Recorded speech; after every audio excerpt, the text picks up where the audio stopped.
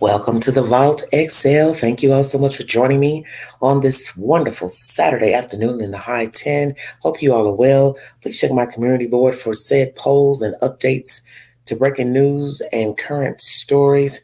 I'm going to bring you updates to breaking news. They will not be the focus of the live stream, but just to bring you up to date of things that are happening in the United States. The first update is pertaining to our president, Mr. Biden. He took a fall during a graduation ceremony, and obviously there was some obstruction on the stage because it looks like there was something down there, something black, and he brushed up against it and fell, but he was easily assisted and was able to walk to his seat. And we're going to play a little bit of that information just a second. Thank you all so much for joining me. Hope you all are well out there.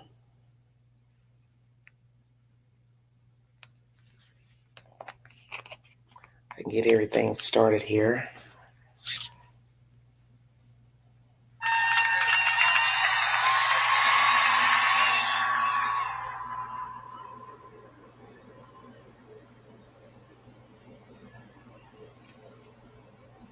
The president will be departing immediately following the Air Force and Space Force songs and dismissal of the class of 2023.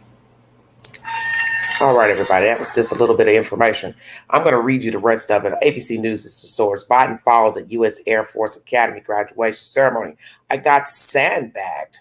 The president 80 walked away unassisted once he returned to his feet.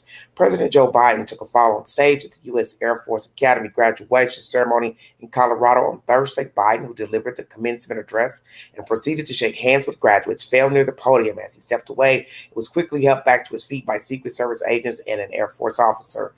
The president 80 walked away unassisted once he was upright. He continued to stand and greet people for the remainder of the ceremony. He appeared to trip on a black sandbag being used to steady his teleprompter, according to pool reporters traveling with him, and pointed back at it after he got up. He's fine. There was a sandbag on stage while he was shaking hands. Ben LeBeau, the White House communications director, tweeted as videos of the incident circulated online.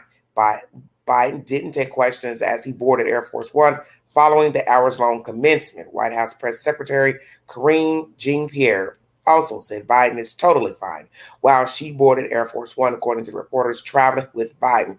Later, returning to the White House, Biden said, "I got sandbagged," as reporters shouted questions about how he was feeling. He didn't add anything beyond that, but did appear to try and show he was feeling okay, doing a bit of footwork for the press before walking inside. Okay, now the rest just goes on, just, I guess, talking about it's crazy nonsense, his age and on and so forth. But we'll go on and read it anyway. Mr. Biden's age and fitness have been a factor in his reelection campaign. He's the oldest sitting president in history and would be 86 at the end of the second term should he win again in 2024. Okay. Now, they say 62 to 33% that thought that Biden was not in good physical health to serve effectively. And this is an ABC News Washington poll. So 62 versus 33%. So you're entitled to your opinion, but prayers for Mr. Biden. He's okay. He's fine. And we'll leave it at that. My next update is pertaining to a building that fell in the Midwest. Very shocking information. This is very scary because, as most of you know, a few years ago, a very terrible event happened in Florida. And I do believe it was, the issue of the building sitting close to the water, it having the disadvantage of being near the water, sea salt water infiltrating the structure itself from the bottom, which deteriorated the structure of that condo building. And many people lost their lives in that structure falling down in Florida. Now we're way over in the Midwest on solid ground, and a building has collapsed. I'm going to bring you that said information. This is very disturbing information. News Nation is the source. I'm going to start with the first video that they've done 3 days ago. We heard this crackling sound. This is from an Iowa survivor who is also speaking pertaining to her girlfriend who had to have her leg amputated just to be removed from the building. This is heart-wrenching. If you'd like to donate to this great network, $DeGanji 129 Cash App, stickers and chats, and welcome to the live stream. Thank you all so much for joining me. Lexus Berry survived the building collapse in Davenport. Her wife is in the hospital in critical condition tonight. Hello, A-Balance. Lexus joins us now. And Alexis, first I need to ask you, what are the doctors telling you? How is Quenisha doing tonight? We just have to take it day by day. Every day is different. She came here, she has to have surgery instantly. They did actually have to amputate her leg at the scene to be able to remove her from the building after being in the building for 7 hours.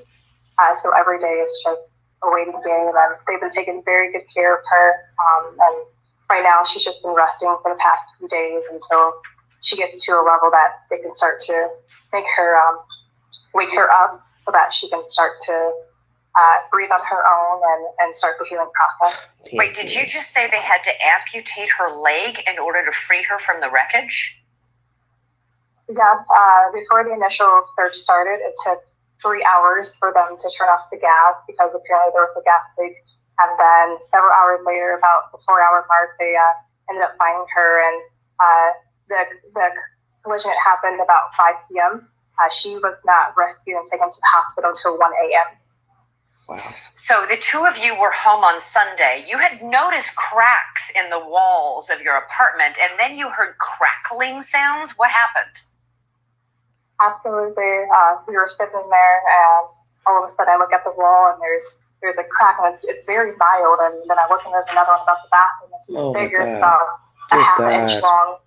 And then before we know it, we heard this crackling noise coming from the corners of our apartment, and look at each other and said something's very wrong. And so she grabbed the cat and I grabbed the cat.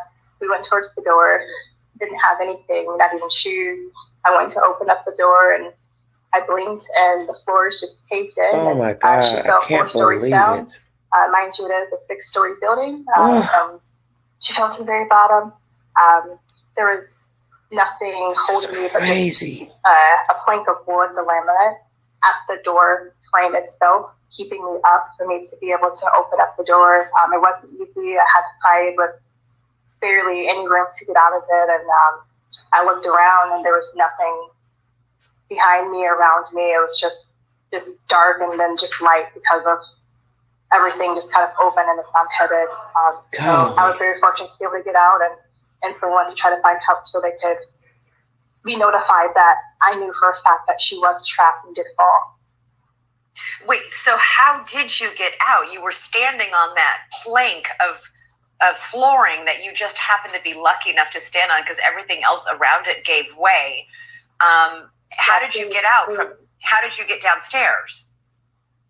I had to pry the door open, and mind you, it's 6 stories, so everything's falling on top of me as well. Oh my goodness. I crashed down, I dropped my cat. I looked around, there was nothing around me. I had to open the door because of the walls that were stuck. And I literally almost fell. I had to grab the handle to the door and I just cried it. I kept crying, and I squeezed through. I don't even know how I got through because it wasn't that big of space for me to even be able to get through. I have scratches. And what were you at that point? What were you hearing? What were you seeing?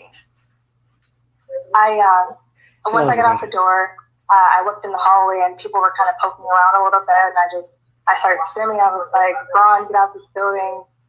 It's just caving in!" And I just ran. I ran outside. Luckily, there was an exit door right next to us. We were the second to last door on this side. So there was an exit door, and I just ran down the stairwell. God. And it's kind of crazy that the same door that I ran out of is the same door that they came in. to rescue her just slightly around the corner, and I didn't realize that she was right there. You know that there are reports that 2 people are still believed to be buried in the rubble. What do you think of plans to demolish this building, even though they haven't yet been found? I think it's, even though the building is very unstable, I don't think that it's also appropriate to demolish without having 100% awareness that everyone is out of these people trapped. I feel like they need to try to search harder. We still have not found our 2 cats. As Contact the Humane Society, I have people and friends that are trying to help me locate them, and just it's been nothing but bad news, and they haven't located them, and I'm just kind of afraid that they were the cats that are still trapped in the building. Thank you for watching. Go to newsnationnow.com to find. Okay, everybody, this is just listening to her speak is just, I can't imagine, and many of you have heard me talk about living in the city and buildings. I've joked about not wanting to live in the city due to off-street parking and having to do the 3-4 flight walk up. As you see in New York City, they have buildings that are that high, 5-6 floors, and there is no elevator. I did not get mentioned if there was an elevator in this building, because there are some buildings, older buildings in major cities that do not have elevators. And a lot of you can't imagine that if you've never lived in a city. In your mind, you're thinking, okay, by the time we get to the 3rd floor, okay, we need an elevator. Yes, yes, yes, you do. So I didn't get a mention of an elevator in this building. I do not know if this is a 6th floor walk up, which in my mind, Queen is not going to do it nowhere. I'm not visiting you in a building with no elevator. That's what I don't like about the city. It's the off-street parking, buildings with no elevators. You know what I mean? I mean,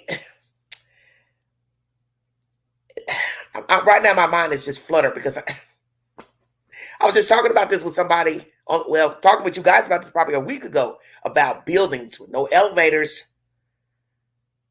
And now we have a city building, a big building. It's not a little building that has just collapsed to the ground in the middle of it anyway. So now they're talking about demolishing the building. Do you think they should demolish the building, even though there are people 9 times out of 10 deceased in the rubble? Now, there could be a chance that they are alive because we've heard very interesting stories of people surviving, earthquakes and floods and things, and they're actually trapped. She's missing 2 cats. This is a 3-day-old content. So I do not know if the cats have been recovered. I possibly should go back in to see if something else comes up pertaining to this. 1 second. This is this kind of reminds me of Florida. The outside structures are still standing, but it's the middle part that's caved in. This is similar to what happened in Florida. The outside structure is still standing, but the middle has given way. So what was the issue with this building? Because they're not near salt water that could corrode the bottom structure of a building. So what was going on here? Was the building up to code? It couldn't have been up to code because they said they saw cracks. So once you have a crack that's big enough to where you possibly could stick paper through, that means your foundation is heavily ruined. That's just common sense. Whenever you see cracks in a building or a house, the foundation is off. And you have to hire a company that deals with this type of work to come in to level your property. And I can say that in the last place that I lived, that was my fear because the floors were sinking.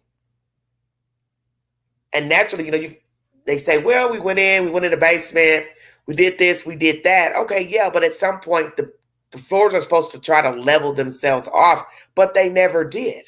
And I used to always worry because it was a 3-floor building. I always thought about that. Oh my goodness, what if this building caves in because the floors have not leveled themselves off at least a year later of you going in the basement and doing whatever you're supposed to do? I always thought about that. And I would be the first one unrecovered because I'm on the 1st floor. So I'm going straight in a hole. And this right here just makes me cringe to think of 6 floors. And imagine whoever lived on the first floor having all that weight coming down on their apartment. Probably not even paying attention to what the hell is going on, depending on if they're asleep, got headphones on. This is horrific.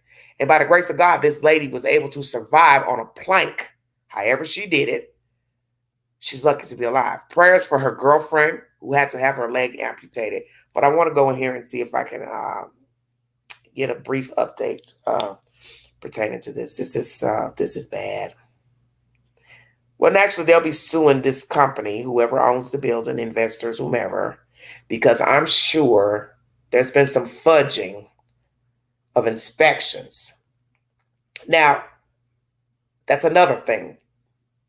When was the last time the building was inspected? Does it have any citations from the city to the owner? Have there been complaints of anything negative pertaining to the building, the upkeep, the foundation, floors buckling? Because that's the first sign.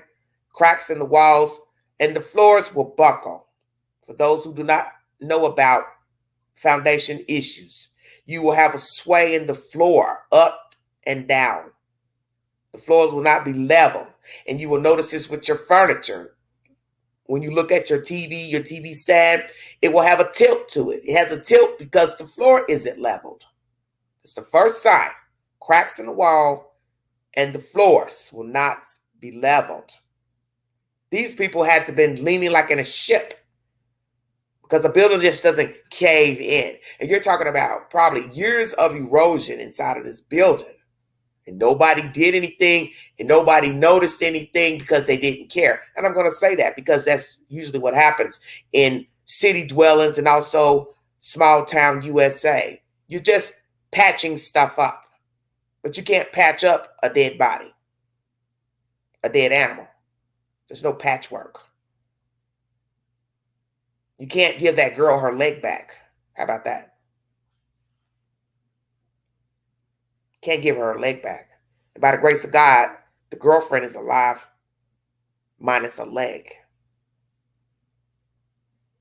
I can bet they've had many citations and many complaints of the floors buckling and the rooms, the walls shifting. Oh, you can believe that. So what we have to say is what's going on with the owner, how many owners the building has had, and also the city. Has the city sent citations to this place for it not being up to code?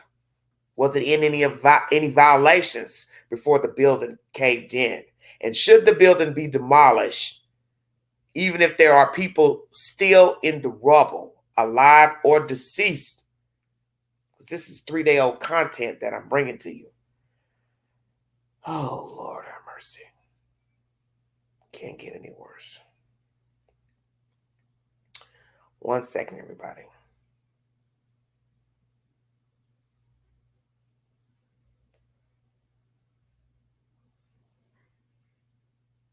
I'm going to look something up.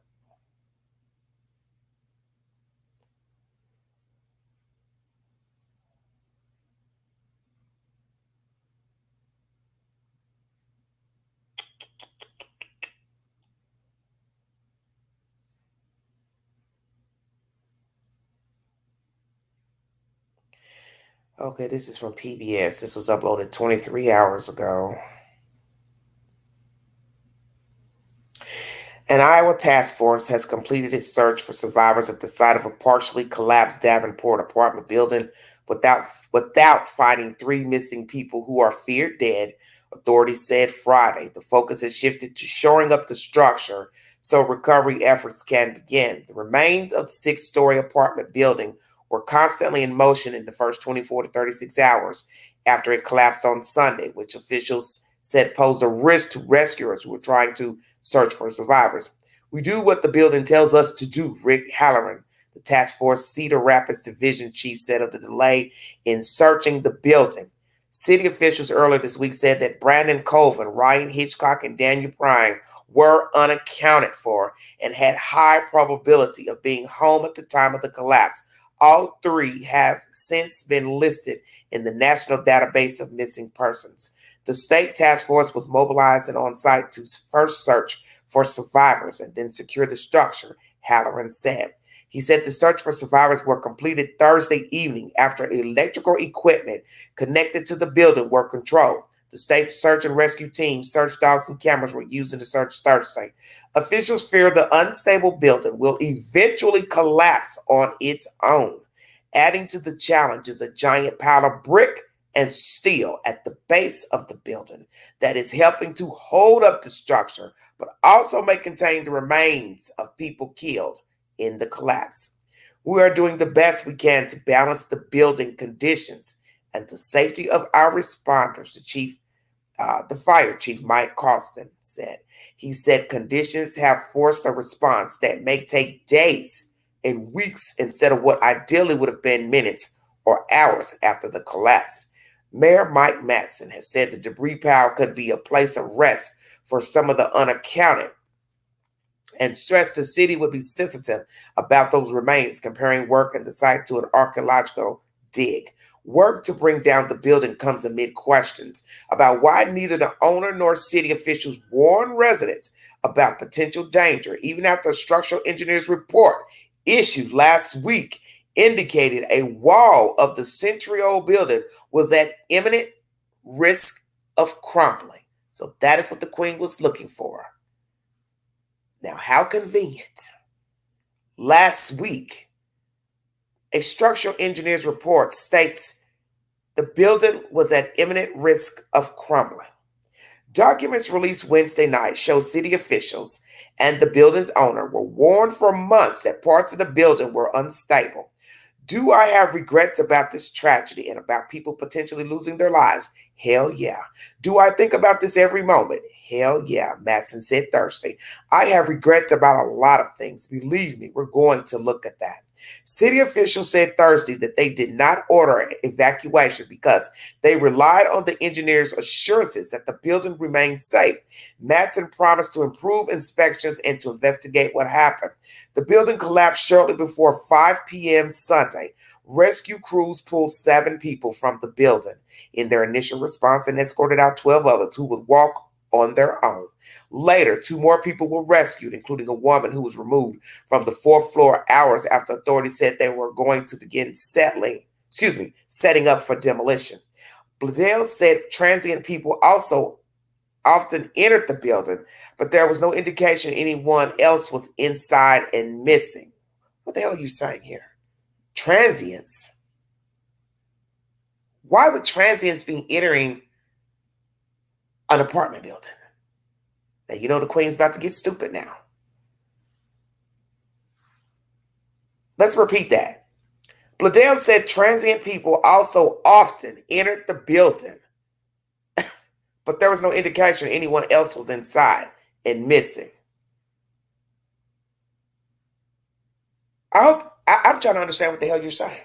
I can't understand a transient entering while the building was standing or afterwards. A building with people living in it, why would transients be entering the building? Most apartment buildings in cities have a locked gate around it or a buzzer at the front door. So you have to be buzzed in or have a key to unlock the door to get in. So you mean to tell me this is an apartment building where anybody could just walk in the building and rummage around the building? So that means the building was unsafe even if the damn structure was up to par. This is ridiculous.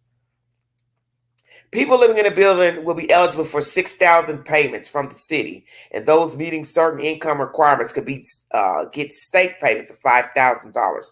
Businesses near the collapsed building will also be eligible to receive payments. City Administrator Corey Spiegel said Thursday the building likely is filled with asbestos given its age, and the city will develop a plan to protect workers and others when the structure is demolished. Andrew Wold, the building's owner, released a statement dated Tuesday saying, "Our thoughts and prayers are with our tenants." County records show Davenport Hotel, LLC, acquired the building in a 2021 deal worth $4.2 million. Tenants had complained to the city. Voila, here we go. Complained to the city in recent years about a host of problems they say were ignored by property managers, including no heat, hot water for weeks, or even months at a time. Oh, wow. as well as mold and water leakage from ceilings and toilets.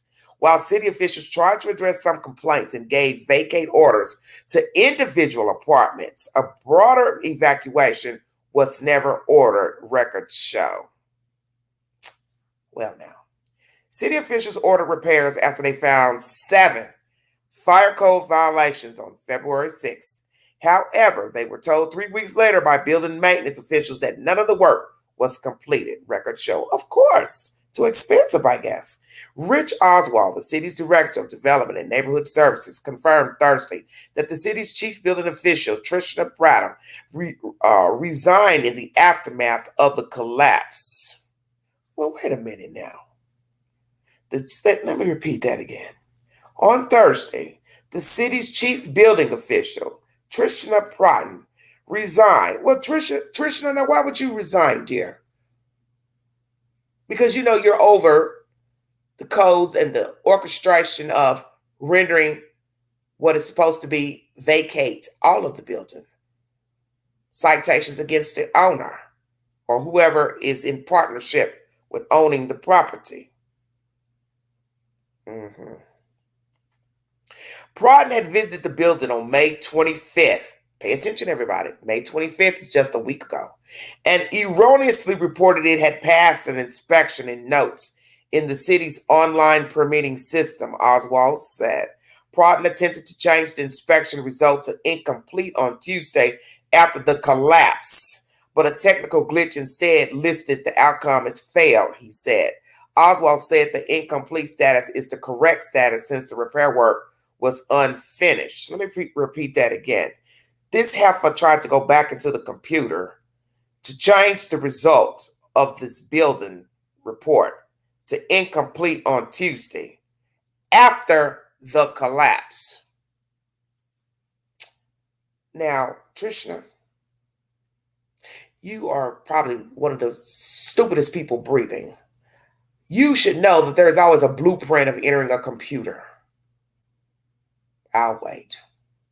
So you going into the computer after the building is fallen to try to put in a report to cover up what you did wrong, erroneously, is so disrespectful to the living and the dead. But see, this is what's wrong with the world. There are always people who are giving others a pass. Now, why would you be giving these building owners a pass? I don't know. Do you know them personally? Is your hand in the pocket of these people? I don't know. Or they're in your pockets. I don't know. But one would have to say, this is your job. And in the end, you are really in the business of saving lives because people lived here. People lived there. They had animals. So you giving it a pass a week ago, then trying to go in and change it in the computer after it had fallen. Oh, what the hell is wrong with you? Let me finish this article. Wow. The city later clarified that Pradham resigned voluntarily and not in lieu of termination. Of course. Why the hell would she want to wait for you all to fire her? Then that means nobody would hire her anywhere. She knew what the hell she was doing. That's why she resigned. Oh, yeah, this is a dirty bird. Calls and text messages to Pradham were not immediately returned. Well, she's not going to return your phone call, sweetheart. Assistant City Attorney Brian Hare said he is unaware whether the city had considered earlier civil enforcement action to protect residents. Only after the collapse did the city file a civil infraction seeking a $300 fine against Woe for failing to maintain the structure in a safe manner. He will be required to pay for the cost of demolition, Hire said. Emails and calls to an attorney believed to be representing Woe have not been returned. PBS.org is the source. Hello, everybody in the chat. Hello, Mr. A.B., Sweet Tea, Myri, Michelle, Penn 10, Margaret. Oh, my goodness. I'm seeing stars. Where do I begin? Naturally, I asked all these questions before I went in and did this update. And all my questions have been answered. They did have citations. They have evacuated people individually for mold and said problems over the years. Tenants have complained of not having hot water for weeks to months. They just got a review a week ago that the building was not up to par. And then this nasty beast goes in and stands on the property and gives it the okay. And then after the building collapsed, she sneakily goes to her computer to put in incomplete. No one can reach her for comment. No one can reach the owner's lawyer for comment. He's been issued a $300 fine from the city. What the hell is that? And I'm going to ask this question to the city. What is the $300 fine for exactly? I'll wait. As I said before, you can't give that lady her leg back, and you've got 3 people missing, and they've now been put into the missing persons database. And naturally, once they clear the rubble, hopefully they will be able to recover the remains of these 3 people, if indeed they are deceased, and rightfully hand them over to relatives for proper burial. Mr. Wall, let me talk to you for a second, because I got a lot to say right now. I want to try to shorten this live best I can. Mr. Wall, W-O-L-D, you knew the building wasn't proper, and you are like many landlords, because Queen does not care for people who own properties, because usually they don't do right by their tenants, whether it is a condo, a house, a duplex, a fourplex, sixplex, however you want to word it. You all are just greedy. And the city, the townships, you're greedy too. Because, see, you can't have one without the other. The city needs business owners, whether they own a building or an apartment or a house, because they need the taxes. That's what keeps the city going. The building owners need the revenue from the tenants to put in their pockets so they can live happily ever after. But who pays the piper are the tenants, because they're the ones that's exposed to asbestos, mold, rodents, roaches, rats, bats, spiders, ants, whatever infiltrate the structure, water leaks. This is probably why the building caved in. When you have a place that you're not keeping up to par, such as water leaks, and you're only doing patch jobs, you're eroding the foundation. That's common sense. That's common sense. And when you have a dirty bird, such as this lady who is passing this building along, she's done what her forefathers have done. Yeah, I'm going to say that. Everybody kept passing the building along, and now, 2023, it's gone down to the ground, the middle part of the building, because it kept getting a pass.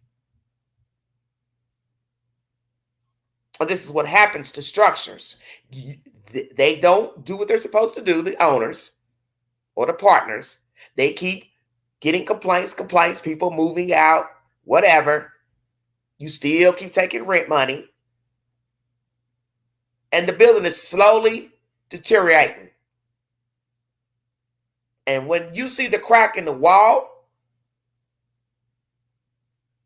as I just said, if you could stick something in there, such as piper,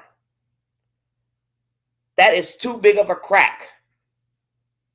And your foundation, naturally, is at the bottom.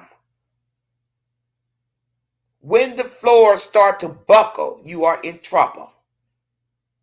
The crack means the building is separated. Come on, bring it to him, Queen. So imagine the years of decay and all the people coming in and out of the building, moving in, moving out, and all the patchwork and the non-patchwork. These people were gambling with their lives every day, living in this building, while somebody, plural, was collecting off the backs of these hardworking individuals. And God forbid if any people were living there on vouchers given through the state and the government. So the government is lost if you've been giving these nasty birds money for people to live there. And then the fact that they said something about transients entering the building, that makes no sense. What do you mean transients? Because that sounds like street people. So I'm trying to understand what the hell you're talking about. I'm not even about to live in a building where people have access to just come in and out and hang in the hallways. Okay, so what is this like? You know, the Roach Motel, $2 motel. What the hell are we talking about? And it's a big building. 6 floors. That's why I said, was there an elevator? Did this building have an elevator? See, we all take for granted living in a structure. You don't ever think that something bad is going to happen, such as living here in Tennessee. It wasn't only a few years ago I found out that we have sinkholes here. So all this time I'm listening to these horrible stories of people living in Florida, because as you know, Florida is just sitting on top of water. Just like New Orleans. They're surrounded by water. So naturally, anything can happen pertaining to water and the structure. So there's sinkholes in Florida. So you've heard of houses sinking literally into the earth. Well, guess what? Tennessee has sinkholes. And there have been a few incidents of a woman's house sinking into the grass, sinking down in a hole, interstate falling in here, West Knoxville. Very scary information. And you're not going to know these things until it actually happens. But by then it's too late. You got to pray you're not going to be the victim of a sinkhole or a structure falling in. So now that I know this information, it scares the hell out of me. And no, you don't want to walk around every day wondering, oh, is my building going to collapse? Is my house going to fall in? But you do need to know what type of place and area that you live in. So we're talking about Midwest, a damn building caving in versus salt water in Florida corroding the building. And sinkholes in Florida, sinkholes in Tennessee. So you see, you're not safe anywhere. And you're definitely not safe if you're living in a place where you can see visual deterioration. Prayers to the victims, prayers that those bodies are recovered. Because naturally, they can't keep going in the building because they will risk the lives of the responders. And we do not need any more deceased people. But naturally, the family members will want their the bodies recovered. And it would be a shame that under the rubble, somebody was still breathing down there, because we're approaching a week now. And it's not to say that no one could not be alive, because I don't want to say that no one's not alive, but you understand the possibilities that they are not alive. But Mr. Woe needs to be held accountable for citations against the building, complaints, all the other nasty beings who own this property managers, you're all the same. So long as you're in the pot, you're guilty. That's how I look at it. I personally will not manage a property knowing it was decaying, had problems. That's not going to be on my back, and I'm not going to have that on my conscience as a property manager. And we already know that most property managers don't make a damn thing. So I wouldn't hold that responsibility. Number one. Number two, I'm not going to own a property that's falling apart and people are complaining, and also I'm getting citations from the city. But you've been afforded the luxury of collecting monies while the damn building was slowly getting ready to sink into the earth. So you have a bigger problem than paying the city $300, Mr. Woe. You're now getting ready to be sued by the people who live in the building, including the decedent's relatives. They're going to sue you. And they're going to sue the city. And they're going to rightfully get that money, as they should. Because you all played a part in the deaths of these people. The amputation of one woman's leg. And all the people who lived in the building who were able to escape by the grace of God. It's a big building. And you see they're talking about giving money to the people surrounding that own businesses if they were affected in any form or fashion. This is my recommendation to anybody that owns property. Do right by the tenant. Do right by the structure. When you see that this building, house, whatever, has problems, address them. If you're not going to address the situation, sell the property. And I can say from personal experience, as of today, the last place I lived had 3 owners in a year's time, a year to year and a half. That should tell you right there the structure was failing, leaning. And that's what scared me the most once somebody showed it to me. Did you ever notice the side of the building? It's leaning, Angela. I said, no, I've never paid attention to that side because I didn't live on that side. But the scary part is I lived on the bottom. So if the damn building falls, I'm the first to go. By the grace of God, I'm no longer there. But I'm now in a structure where I'm still on the bottom and I'm on a low bottom, but only one person above. But it's just the point of, if the place is not up to par, you see cracks, foundations, crackling, yeah, run like hell. And you hear this lady saying that. We were getting out of there with no shoes on. She's trying to hold on to a cat. A cat. Now imagine trying to hold on for life, holding on to an animal. I'm not even going to address that. I'm not going to even address it. Prayers to the victims. And prayers that there will be justice served to all the residents of this apartment building.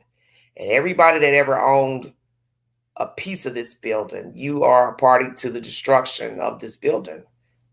Because the building did not just fall down as of last Sunday. It's been jacked up. Yes, the panic, sweet tea, exactly. And I think back to that building in Florida. That happened in the AM when people are naturally asleep. And I don't want to say this, but I'm going to say it. I'd rather be asleep if a building is caving in. Because I don't want to be awake and then have to suffocate in the rubble. Because I don't think any of us can understand what that's like. The weight of concrete, brick on top of you. That would be a terrible death. So I would rather be asleep when the building caved in if that's going to be my demise. I definitely would not want to be awake and trying to crawl my way out and push heavy debris off the top of me. Or wait for somebody to get to me to get me out, because that person is now risking his or her life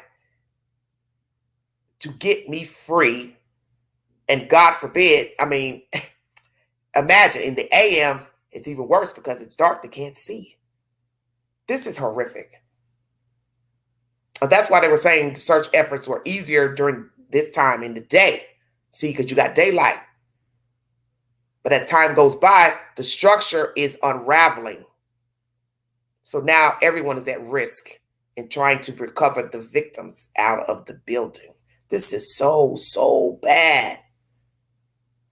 So now everybody in that area is going to be sitting here wondering if they live in a skybox or short skybox. Oh my goodness, is this building safe? Is my apartment building safe? If it's old, probably not. This is why people like new structures. A lot of people can't understand that. This is why people don't want to move in old houses. It's not to say that the house will cave in. It's just that it's more work when you have an older structure. Everybody knows this. You want a new structure. Because usually with new structures, you have less headache if it's been built properly. Prayers to the victims. Thank you all so much for your time. So we talked about Mr. Biden falling on stage. He's allegedly okay. This building collapsing in the Midwest. Now we're going to get over to Idaho with this nonsense with the Goncalves and Mogen. Let me say this because this needs to be said. I don't know what the hell's going on with these people, but I find it interesting that from the beginning of the story of these children being murdered, that the Goncalves family has been the most vocal about everything. You rarely heard anything from Ethan's family, Xana's family. Now, Mr. Mogen, he's joined in because naturally his daughter was best friends with Kaylee. They are reserving the right to sue the city of Moscow and Idaho University and Washington State University and other entities. And I'm going to read you that set information. Thank you for joining me. Lord have mercy. It doesn't stop with these people. So what I want to know is, what is it that you're suing them for? Such as what? The liability that what? They had knowledge of something such as what exactly? Just asking. What do you think these people knew? Idaho University knew what exactly? Why would they be liable? The university, number one. Why would Washington State be liable? They didn't know Kohlberger was a killer to be. So what would you find them liable for? Washington State exactly. The city of Moscow, who are you suing there? The police department, what do you think they did wrong? We hear that one investigator was being probed by IA for what exactly, and what bearing will it have on this case pertaining to the decedents? I want to know what the hell's going on with this family, and why are they the only ones that are the most vocal pertaining to the deaths of their children? Because you never hear anything negative coming out of the mouths of Mr. Chapin's family. So you can see that he seems like he came from a good family. They're kind of laid back people. They don't rock the boat.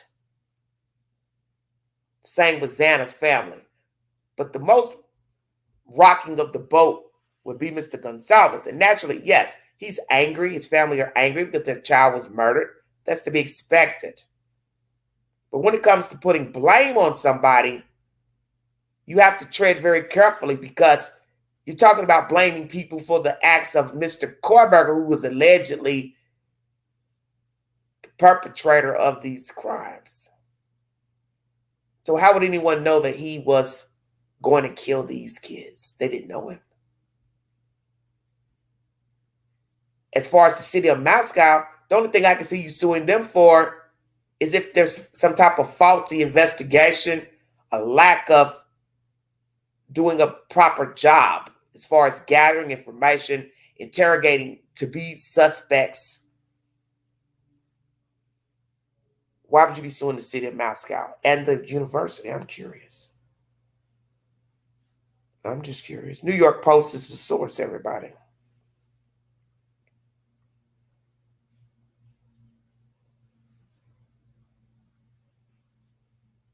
The families of murdered University of Idaho students Kaylee Goncalves, Madison Mogen have filed paperwork reserving the right to sue the city of Moscow, Idaho. 2 notices filed with the city on May 3rd and May 11th, respectively, indicate that the Goncalves and Mogen families could bring lawsuits against Moscow and seek monetary damages.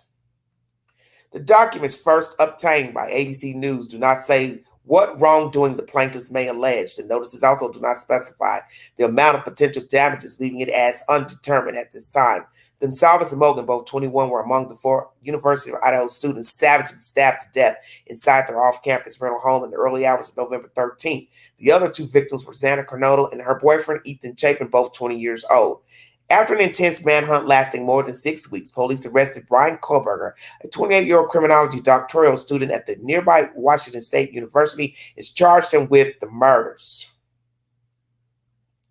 Kohlberger was taken into custody December 30th after going on a cross-country road trip to Pennsylvania to spend the winter holidays with his family. Shannon Gray, an attorney representing Goncalves Mogen's families, told ABC News that while his clients have yet to file any lawsuits, the notices protect their legal right to do so within 2 years. It's a safeguard to protect the interests of the families, the victims, and really the whole community around, because if something goes wrong or was done improperly, then someone is held accountable for that, the lawyer explained. Gray revealed he had also filed notices reserving his client's right to sue the University of Idaho, Washington State, and the Idaho State Police.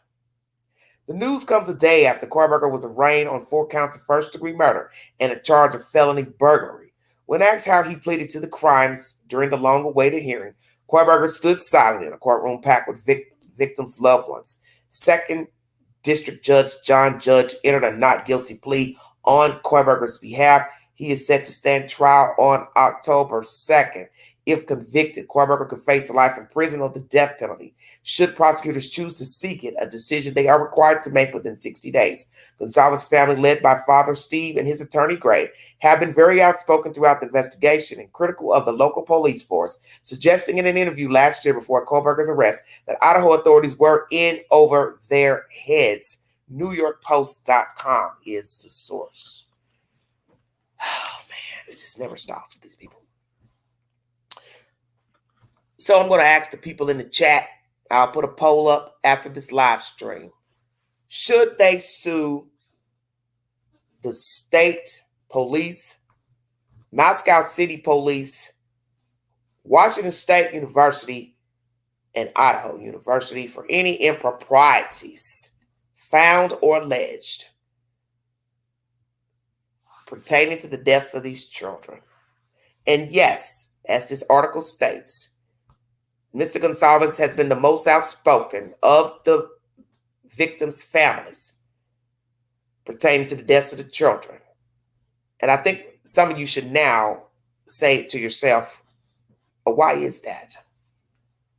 Why has Steve been the most vocal? Why does Steve have a lawyer? I just want you to ask yourself that. What did the police do wrong? They were in over their heads at that time. But so far, they seem to be on board with gathering the information pertaining to the children, data, phone pings, surveillance.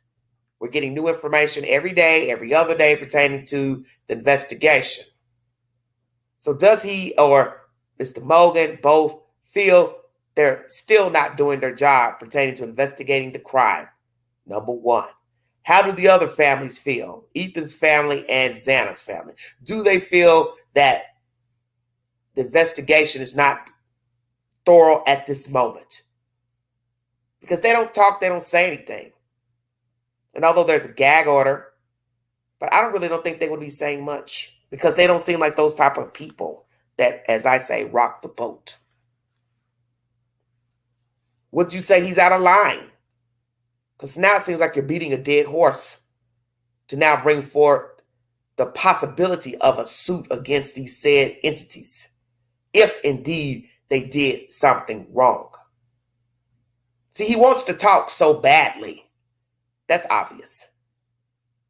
So here's his way of talking subtly. I can't say what I want to say because the judge says I can't talk. So I'm going to bring forth this would-be lawsuit just in case, to let you all know I'm angry. We understand that. And although we're not in your shoes to have lost a child brutally, but we get it. You all are angry. But are you misdirecting your anger? Because in the end, nobody knew Koiberger. And nobody knew that he was going to kill these kids. Because everybody has different types of personalities that are quirky, weird. That doesn't mean that they're going to be a murderer. So the only thing I can see you suing is for a failed investigation into the deaths of your child. That's the only thing I could see. And we haven't even gone to trial yet. And you do have a suspect. Now, if you didn't have a suspect, I might see, hey, there's something not right here. But in the end, you can only go where the evidence leads you. That's called an investigation. And yes, you need proper people to investigate. So is this the issue of the person who was investigating? They hadn't been on the force long. They hadn't been a detective long. Is that where this misdirection is going? You're angry because the detective did not have a lot of homicides under his belt. So you may want to sue the city. Sue them for what? Sue the police department for what exactly? Hey, you had a guy working the case of my dead kid. He ain't had a lot of homicides under his belt. Well, you do have to remember the children were living in no man's land. A very small town that had a university, but still a small town that didn't have a lot of murders. You know, this isn't New York University or UCLA, a university smack dead in the middle of chaos and mayhem. You're talking about a school in a town in the middle of nowhere. Cornfields and stuff. So they didn't have a lot of murders every day. So you can't expect the detective to have had, 600 homicides in a town that's got under 100,000 people. Hell, maybe under 60,000 people. That's my said commentary pertaining to that. Should they sue the city and universities if any improprieties are found or alleged. They have 2 years to do so to file a suit against the said schools and the city of Moscow. New York Post, what's the source? Let's talk about evidentiary material coming out and being seized and data. Some information has come out, News Nation naturally on top of it. It's going back to June of last year. So we got to ask the ultimate question. When did Kohlberger discover the victims? Was it an intricate plan from day one to kill the kids, kill one of the girls? Was he already on soil in Washington, Idaho, looking for an apartment, looking at universities, so on and so forth? Was he in the area before anyone knew? But you wouldn't have known. That's the point, because he's a random bloke. So was he out scouring, hunting, months before he even started class? That's my commentary. That's up next. Thank you for joining me. Wow, what a mess. This Kohlberger story just gets worse by the day. I mean, you can't even keep up with this stuff.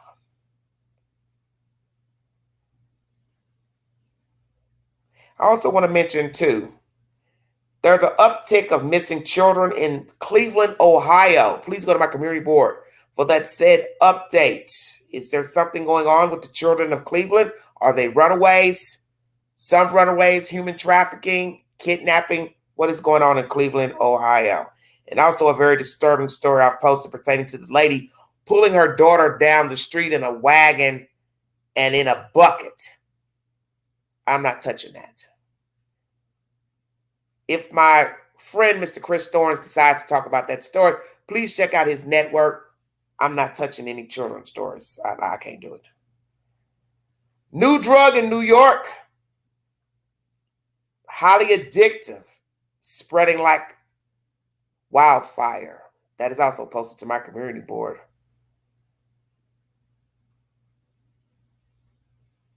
And another disturbing story by Law and Crime. 12-year-old has stabbed her brother to death. Apologizes. ADHD. She's a cutter. What happened? Been off her meds for a year. Why was she off her medicine? Bad side effects. Didn't want to take it.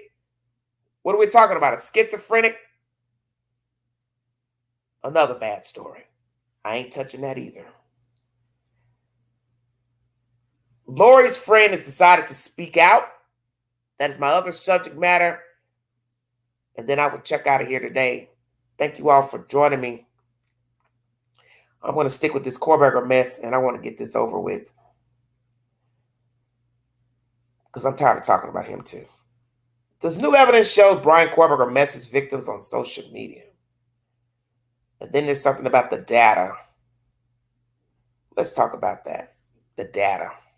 I think we already know he messaged him. That's also on my community board if you want to check out that, because I don't want to play all this content. I'm already almost an hour in. But I believe they're going to show us that he's messaged the girls, one or more, didn't get a response, and possibly that's what set him off to exact this heinous crime out there in Idaho.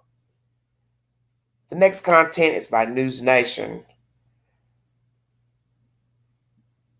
A search warrant sought all online data from victims in Kohlberger. Overall, it's a lot of reading, but did something stand out to you? Well, overall, I was very happy to see that they are, when put out a search warrant for the Strava information. I've always thought that was very important because he's a runner. I think it's also important because the prosecution is going to have to show or want to show that the person who committed this crime is in good shape, good physical shape to commit these heinous acts that require a lot of physical ability. So that stood out. The June 23rd date certainly stood out because they've already gotten search warrant information from the time in August backwards. But why did they feel the need to do these search warrants for not only Snap, but simultaneous AT&T to the 23rd? It stands out. They found something, they want to corroborate it. And what about the whole August 1st? Nothing to see past then. That was weird to me. There were still several months before the murders. Well, I believe that those documents were in another document display that we saw early on that included those dates, as I recall. Okay. Well, that makes sense. Again, however many terabytes, I can't keep it straight. All right. So, Sarah, I always feel weird when I see requests for the digital footprint of victims, and in this case, victims and the housemates. And I should be really clear that this was like prosecution. This was investigators. This isn't the defense, right? This is the prosecutors asking for all of the communications of the victims. So walk me through what they're looking for. Are they trying to troubleshoot, deflect what the defense might bring at them? Or are they looking through any portal they can to find motive? Well, maybe, but also you have to remember that, these digital footprints are in all cases now these days, but most people don't even communicate by cell phone. They communicate by DM. But the idea here is that sometimes they don't find it in one person's account. They might find it on the other party's account. So there's a way to it gives them the ability to pair this information up. But I do agree with Jennifer in that I too am very thrilled that this indicates to me that there is a very comprehensive investigation being done, which is really good for both sides. And I think that, remember that Kohberger might have an alibi. Looking at the victims is important also to potentially other suspects. So this makes me just as happy as it does Jennifer. But the idea of the language that stuck out at you, Ashley, it doesn't to me at all. I went back to the Idaho Rules of Court 32I, which is sort of where this all comes from for sealing and redaction. And this is one of many, these 4 reasons of cause that they've listed in this order is part of a longer list of bases for which a document can be sealed or redacted. And essentially when you read this code, it's not about, oh, bingo, aha, there must have been some evidence and therefore we need to redact and seal. It's not about that at all. It's about whether potentially what might come up in the returns is a part of a protected class of information. And when you read the code, Ashley, it's really all about privacy and protection and the integrity of the investigation, privacy of individuals, not just as to identifiers, but also as to conversations, photographs, videos. I mean, the breadth of these warrants is so vast. And, I think in the Dateline piece that Jennifer was on, there was an interview with a woman that had met Kohberger on a dating app, for example, right? I mean, those conversations, I imagine, we're sitting here saying he's incel. We don't know that. And he had this conversation with this woman on this dating app. That's private, and that's private to a person that's not even part of this case. So when you look at it, I know I can understand why it jumps out at you that, intimate, highly objectionable to a reasonable person, but it really is part of a broader code section that protects privacy. Makes perfect sense. And I'll just reread it just because you gave that great explanation. The documents contain highly intimate facts or statements, the publication of which would be objectionable to a reasonable person. I actually went right to the privacy of the victims and the housemates in this. I didn't go to the privacy of Kohberger. But Sarah, just to be clear, you're saying it would protect the privacy of all parties? Is that what that meant? Yeah, all parties and third parties too, right? So if I was a woman, saying, "Hey, Brian, you're sexy," or whatever, sending whatever people do, those illicit photos that they do on apps. I mean, nobody wants that stuff out there. So I think it's the overall protection of privacy, of financial information, of identifiers, all of it. And, you can't just seal a document or redact a document without stating why. And so I think that in this order, the court is specifying the categories under this code that some of this, information in the inventories might fall under. Can I just make one more point, Ashley? Because I think Absolutely. It's something the defense. I don't take lightly that the detective, the IO, who wanted additional time on the returns, like 3 weeks. He said that for 3 weeks he's undergoing training. I mean, 3 weeks, I think Jennifer would agree, is not a short amount of time for training in law enforcement. And so I would really cross-examine him on what the hell is this training about that you're doing in the midst of this high-profile investigation? Did you not have forensic training before? This was forensic training. So to me, that's a big question on cross-examination. Thank you for watching. Go to newsnationnow.com. All right, everybody. So the data sealed, basically, would be to protect intimate conversations between the victims and their friends, strangers. Same with Koiberger, whoever talked to him, whoever messaged him. Naturally, these people will not want that information out released to the public. They're private conversations with the victims. And yes, everyone has a right to privacy and have their conversations not aired out. And like they say, if it doesn't have anything to do with the case, then it shouldn't be mentioned naturally in trial or in a document. So let's go back to the beginning of the story. When did Koiberger actually touch down on soil to Washington State?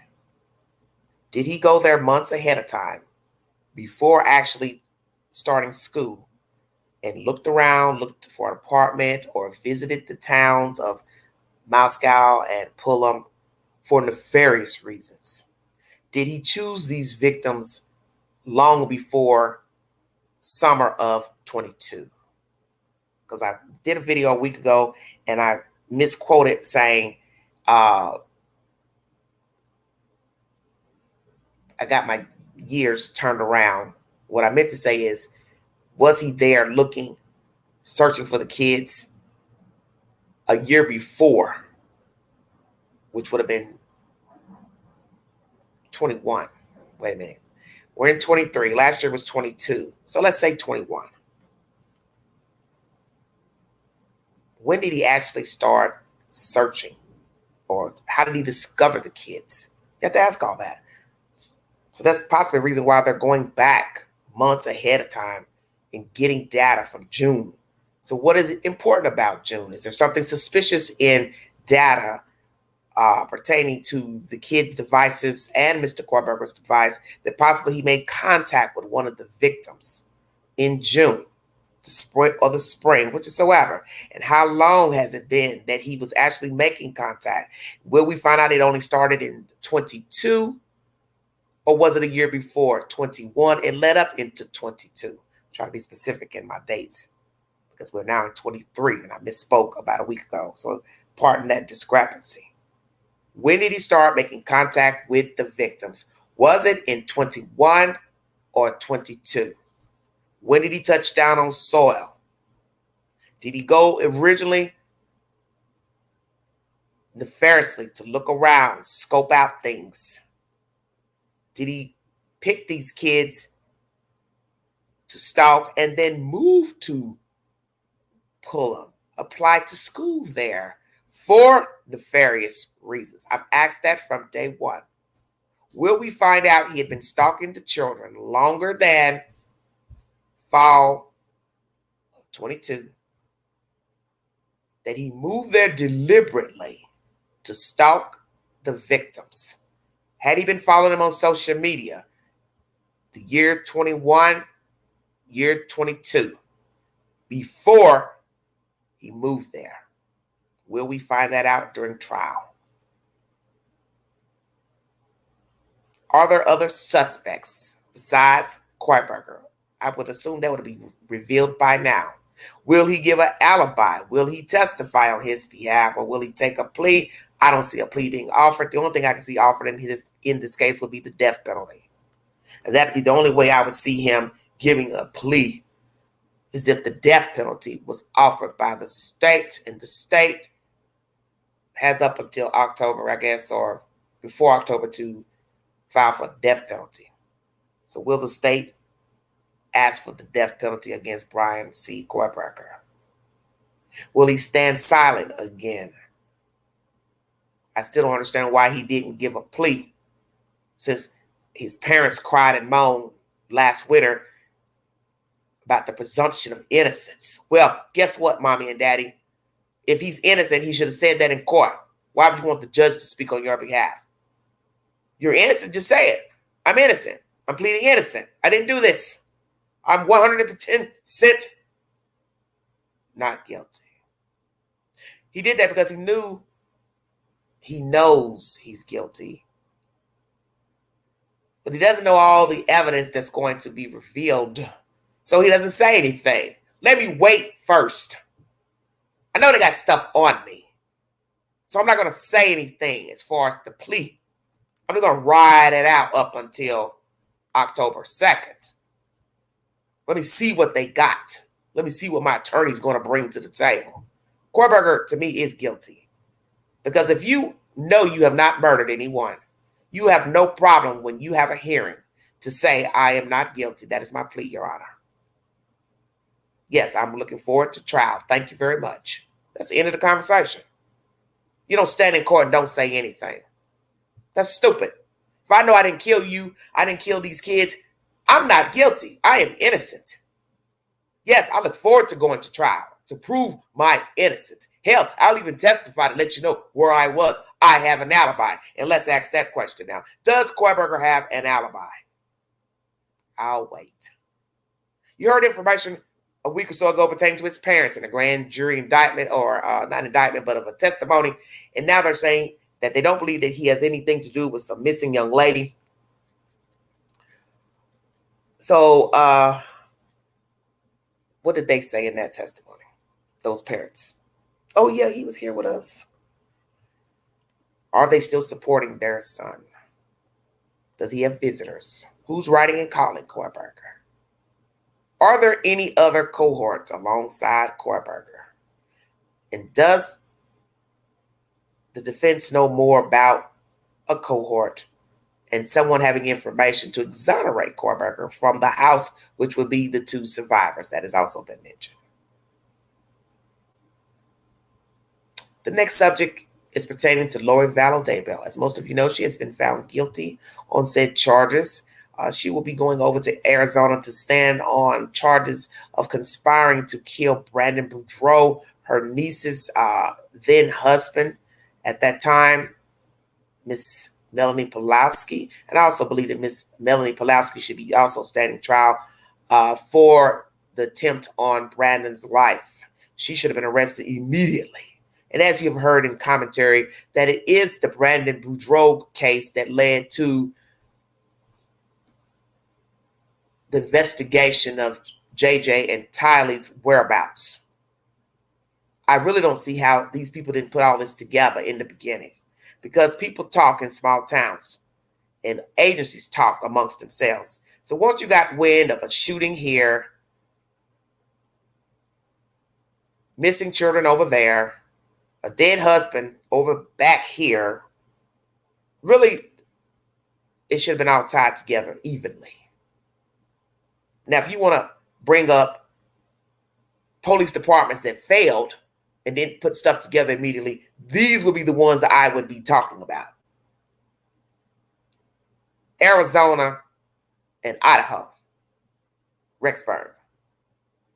Because the breadcrumbs were obvious.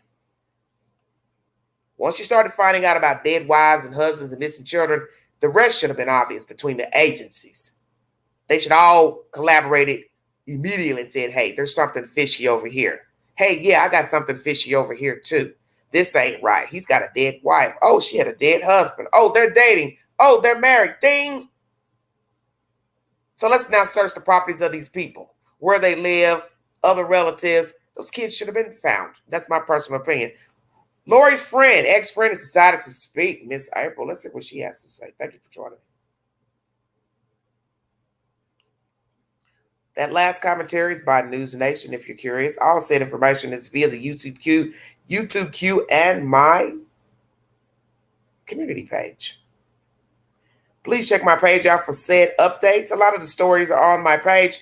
I will not be discussing them, but it's just to show you what is going on in America. Feel free to comment below the video.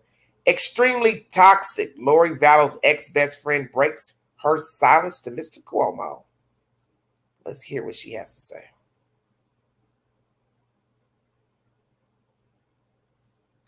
Thank you, everybody, for visiting The Vault Excel. Happy Saturday, everybody.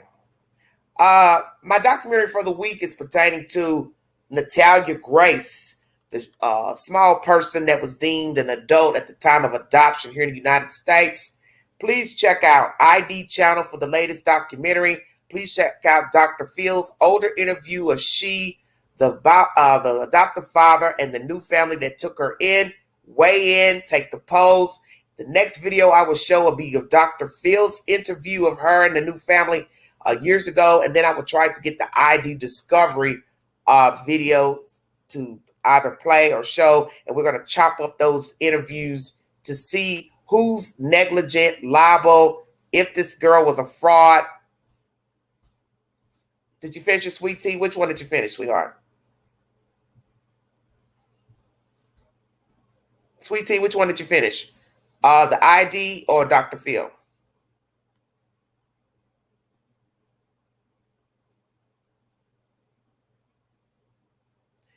All right, let's get started with Mr. Cuomo.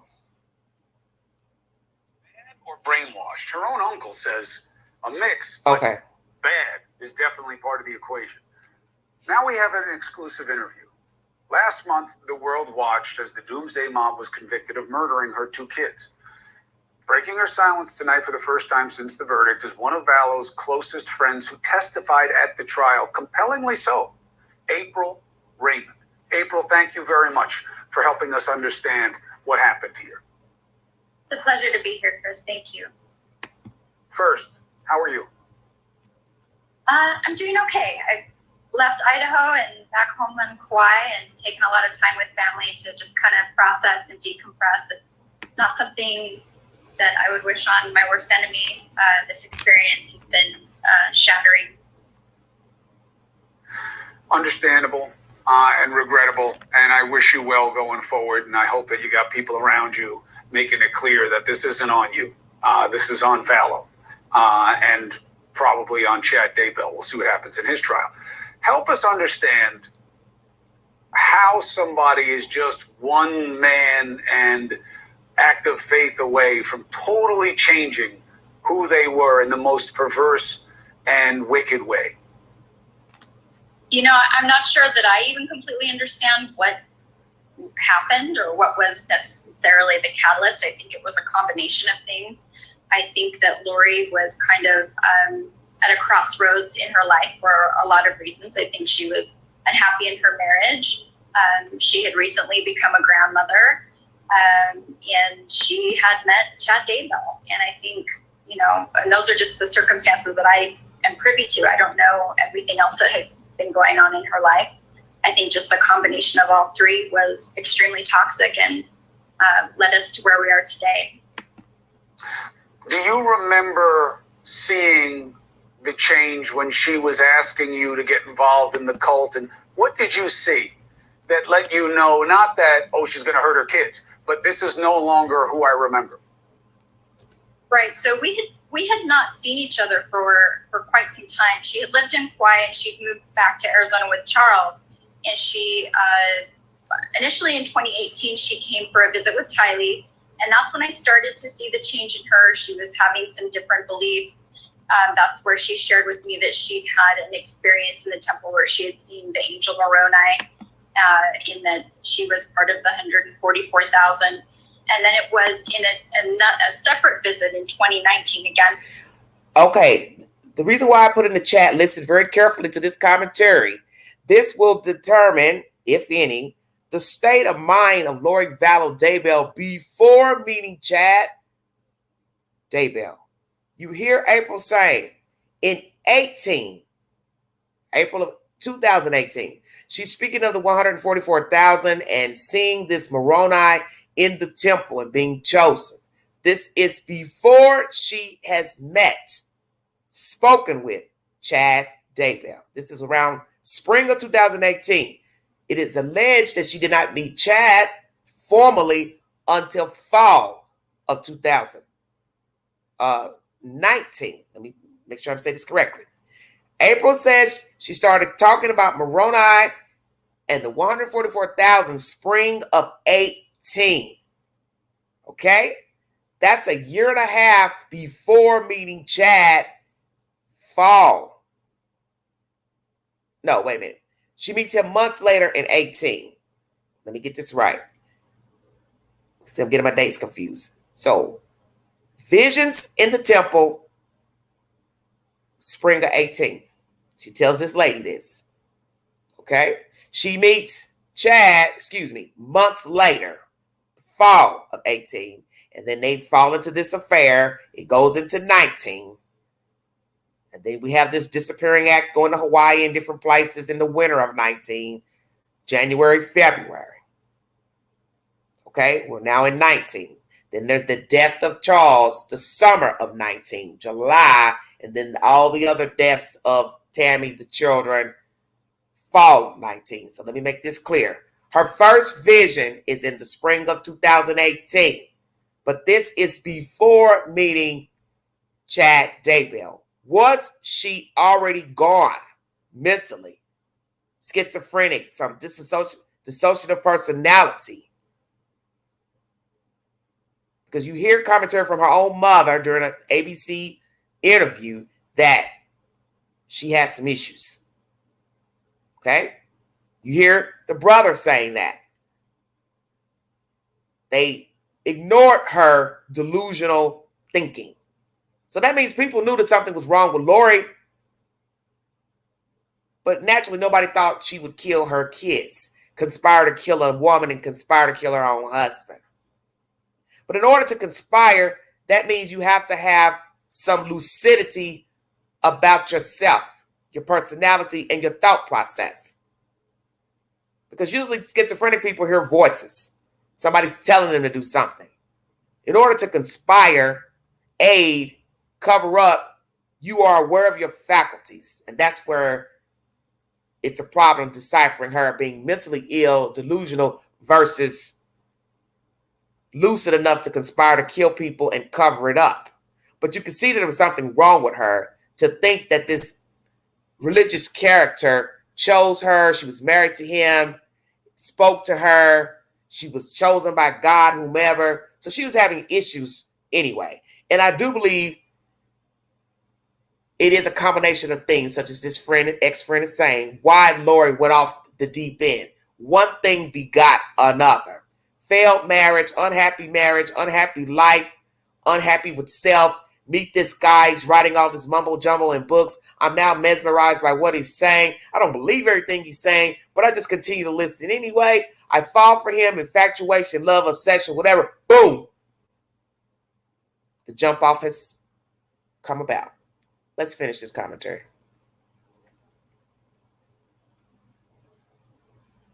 44,000. And then it was in a separate visit in 2019, again with Tylee in tow, an unannounced visit at that, where she kind of applied the pressure a little bit more and was really a lot more aggressive with her beliefs and trying to persuade me. And it just wasn't something that made any sense to me. She looked different. She was speaking differently. She was associating with people that she'd never really been associating with before, and it wasn't the same person that I had known. Drugs? You know, that thought did cross my mind, but I've been asking over and over throughout the investigation, and no one's been able to confirm that there's any drug use involved, which I was even hopeful that would be an explanation. So here you have April speaking once again. First time she's speaking of this Moroni character was in 2018, the spring of 2018. And this is months before her formal meeting with Mr. Chad Daybell. The next time she's forceful with this occult business, if that's what you want to call it, religious nonsense, was the following year in 2019. And at this point, she's already full-fledged believing the stuff that she's thought up in her head versus what Chad is also spinning. So 1 year later, she's already in cahoots with Chad Daybell. She's visited out there at Kauai with her daughter Tylee, unannounced. So she's full-fledged into this nonsense of zombies and dark ones and getting rid of your children and come join us, leave your husband, leave your kids, blah, blah, blah, blah, blah. This is the friend who she spoke all that nonsense to. So this is a year apart. Moroni in 2018, months before meeting Chad. Then you spin off into spring, summer, fall, winter, going to 2019. She pops up out there in Hawaii, spinning new garbage, but at a darker tone. Was she delusional, gone off before Chad? Because some may think it's all Chad. He did this to her. He forced her to believe this. He forced her to kill her husband, told her to help him kill his wife, blah, blah, blah. But it has been said she was off the scales before meeting Chad. And you have this testimony from the friend. You also have the same testimony from the brother. You also have the same testimony from Lori's mom, that there was something wrong with her before meeting Chad. I think it's an escalation of meeting him, being unhappy, wanting to be religious, searching for something religiously. She got off kilt, but Lori knew better. And that's the point. Because you can't conspire to kill people without knowing right from wrong. I was even hopeful that that would be an explanation. The person you saw in the courtroom, any trace of the Lori Vallow you knew? No, and I had a lot of trepidation going into my testimony, as anticipating what it would feel like to see her and be, 20 feet away from her. And I, when I sat down, I looked over at her with her counsel at their table, and it wasn't the person that I knew. I grieved the loss of my friend quite a while ago, and it was confirmed that day in court. It was a complete stranger I was looking at. It wasn't her. Perversely, I think we're going to learn the most about what went into her calculations from the next trial, because either Chad Daybell is going to jump on the sword, which I doubt, or he's going to say, it was her, not me. Mm-hmm. I don't think that's a saleable case. But if so, it's going to really paint her in a light that is all about being wicked and not about being under the influence of anybody else. April, I really appreciate you talking to us about this. I'm really sorry to have to meet you under these circumstances, but at least you take solace in the fact that you helped justice be done for those kids, and maybe beyond. We'll see what happens. Best of luck. Thank you. Thank you. All right, everybody. That's News Nation. Mr. Cuomo. That's my last topic for this live stream. She grieves the loss of a friend who she thought she knew. She did not recognize Lori Vallow sitting in the courtroom as the person that she thought was a friend of hers. And once again, she speaks of commentary from Lori, showing her falling by the wayside from year to year in this religious jargon that she was spitting out with her relatives, niece, Alex, Chad, so on and so forth, whoever was believing in this mess. She mentions drugs. It crossed her mind that perhaps Lori was under the influence of narcotics. Was Lori taking narcotics? Her brother, Chad. Was she under the influence of narcotics? Because narcotics can make you think certain things, talk and act a certain way. Was she under the influence of drugs? Grieving the loss of her friend. That would have to be a terrible place to be. Seeing, hearing ugly things about a person in the news. They're acting oblivious to being investigated for the disappearance of their own children. Then they end up getting arrested for not producing the children. And then months later, the children are found. And then she gets an indictment for the murders of her children sometime later. Also the husband, the new husband. And then you start backtracking all the things that was ever said to you by this person, their behavior. And you realize, yes, possibly I did not know this person. And then now you fast forward years later, going in a courtroom to testify. And you're looking at the person and realizing, I don't know who that is sitting over there. That would have to be a horrible place to be. To know that you were sitting here talking with this person, eating, drinking, laughing, at some point having a somewhat decent conversation on occasion, until the day they visit, they started to babble on and on about stuff that didn't make any sense. And you start getting a sense that, wow, something's wrong with this person. But yet you do not think that they are diabolical and a murderer until time elapses. That'll be a terrible place to be in. And I'm sure many people are in that place as I speak. They have dealt with people who they thought they knew, and they found out that they were murderers, conspired to have someone killed, even perhaps themselves, such as a spouse, a boyfriend, girlfriend, lover, whomever. Because that's the point. You don't know people. That's why you're not supposed to idolize man or woman. It's in the scripture if you believe in the Bible. God tells you not to put a man or woman on a pedestal. You're not to idolize anyone. He tells you that about himself, that you're not supposed to have any God before me. And many of us do it. We're idolizing people as if they are God. That's why they have that terminology, God-like complex. Because many people feel like they are God. They are indestructible. They are reckoning.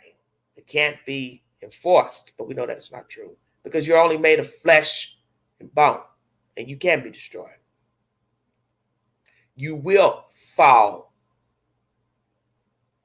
if that is the path that has to transpire.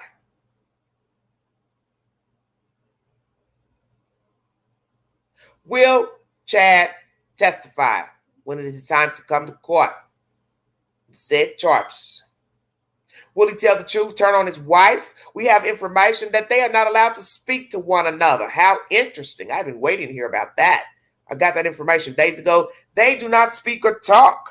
So there's no correspondence between the two. So they can't say nothing about nothing. And you heard at the end of the trial, Lori's defense team tries to throw Mr. Chad under the bus as the culprit. He waited all this time to court. No defense. She doesn't testify, but brings up Chad at the end of his final statements. Very interesting.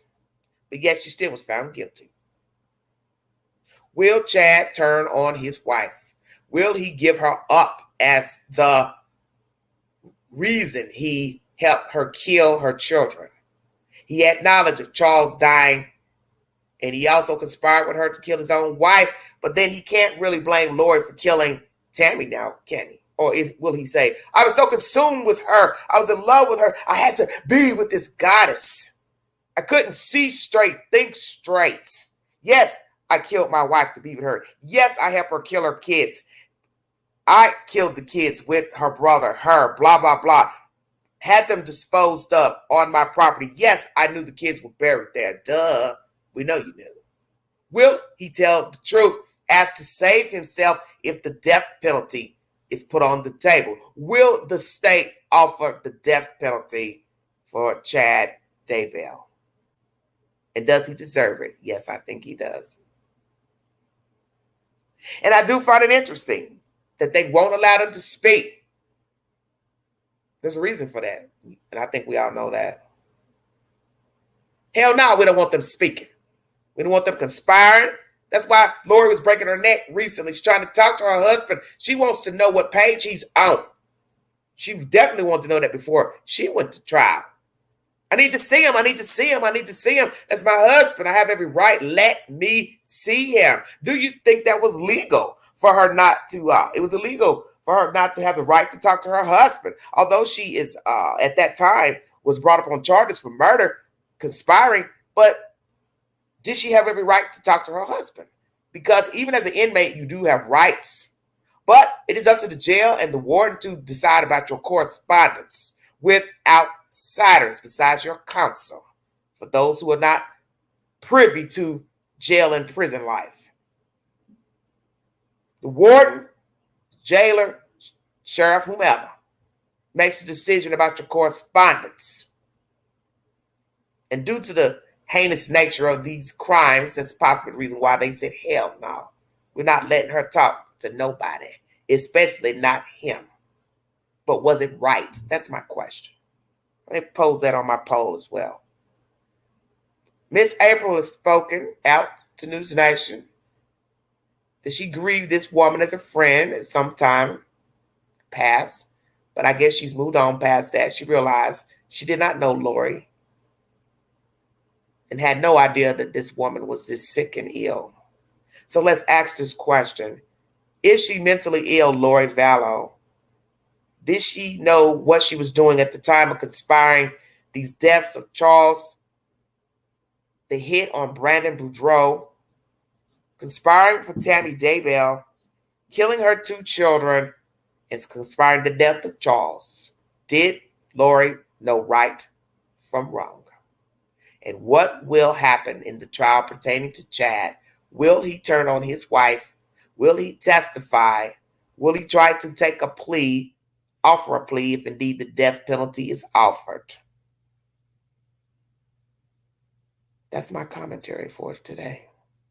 Please check my community board for said polls and updates. Prayers for the victims of that building crashing out west. Very terrible, horrific information. Prayers to Mr. Biden. He had a little snafu, but they say he's okay. He fell on stage, tripped over a sandbag at a military graduation.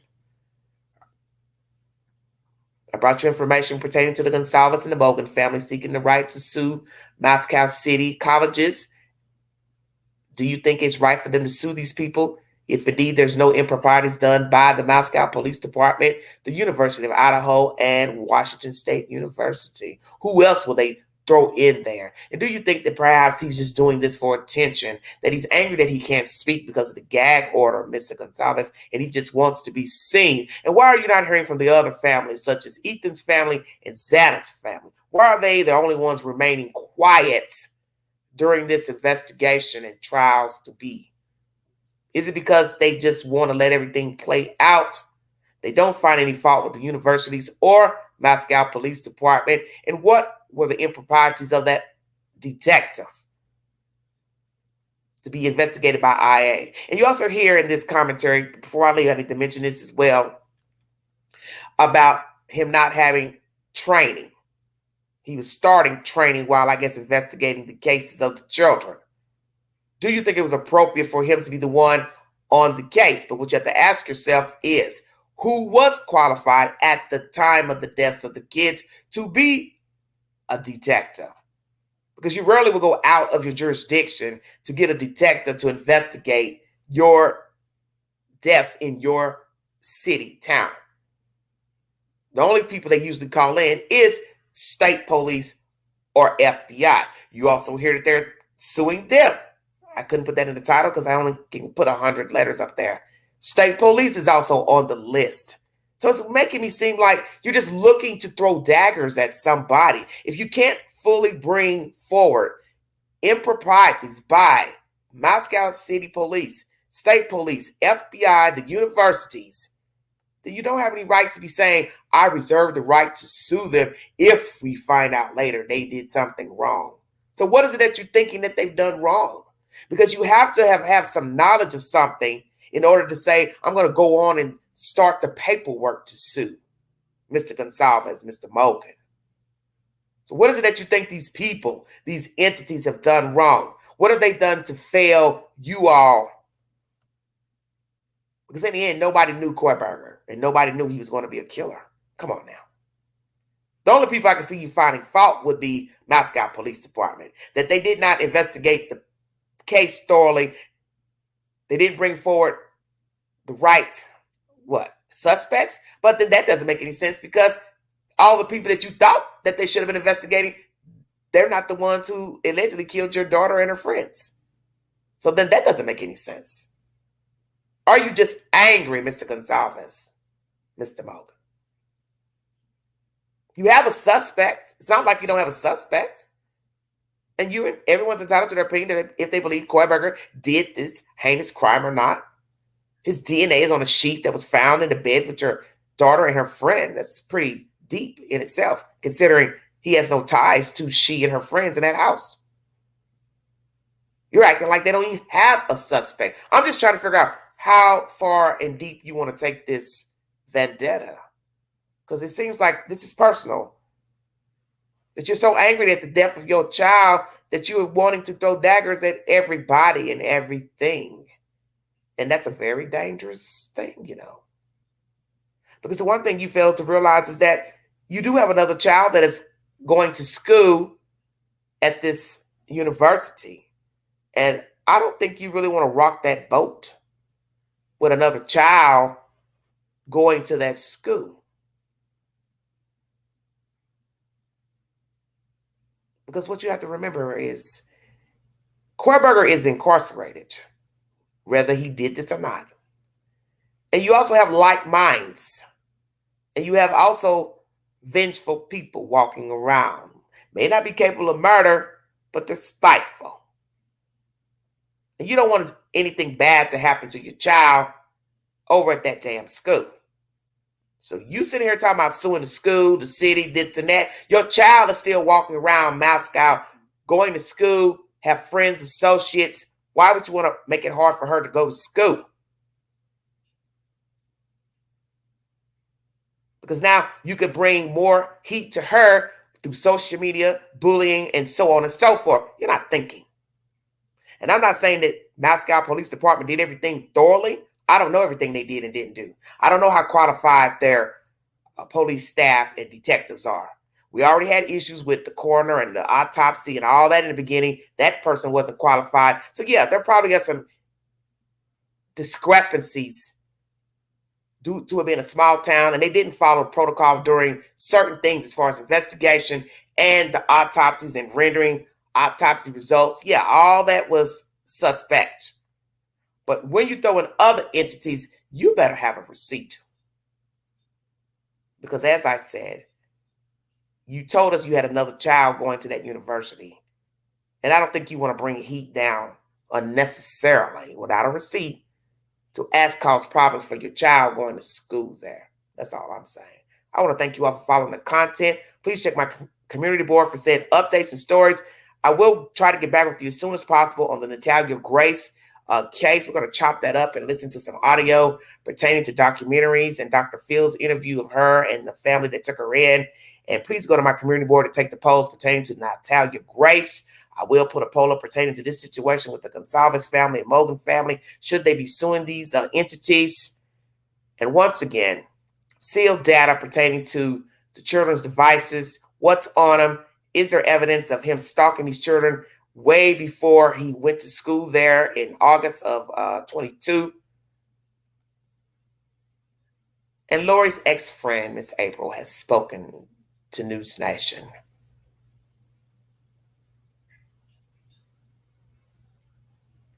There's an end finally, by the grace of God, and justice has been served. We will now wait for the trial of Chad Daybell and see what happens there. If you see something, say something. Be a part of the solution and not the problem. Mind the children. I have decided not to talk about children's stories. I will post it to my community board, but I won't do live streams pertaining to children's stories. I have at least 2 to 3 more stories to cover that I've already covered. That will be Megan Boswell and the case of out west in Texas of the little kid that was killed by the black boy. But other than that, I will not be discussing them. I will try my best not to discuss any children's stories because I don't like the behavior of people when it comes to talking about children's stories and all the hoopla and crazy nonsense with social media and YouTube pertaining to missing children and deceased children. People tend to act just as crazy as the people in the storyline, and I'm not participating in that type of nonsense. I will not do it. But I thank you for following the content. Like, share, subscribe. Drop your comments below. Please share this content to other platforms. And if you are into children's stories, Chris Thorns would be your best source of information. He talks about children's stories daily. I personally cannot dwell on dead children and missing children. I just can't do it. I just don't like what comes along with it. And it's too macabre. And talking about deceased people every day, that's just as macabre. This channel is geared towards all type of subject matter. So you may see different type of subject matters in the queue. This is not a true crime network, and I don't want it to be deemed a true crime network. But I thank you all for listening in and following the content. Thank you, Mr. AB, for stopping by. And also check out Mr. AB's channel for said storylines. God bless all of you. Have a wonderful weekend, a safe weekend. Be aware of your surroundings, everybody. Please be aware of your surroundings. Thank you for your time. You've been listening to the Vallow. YouTube.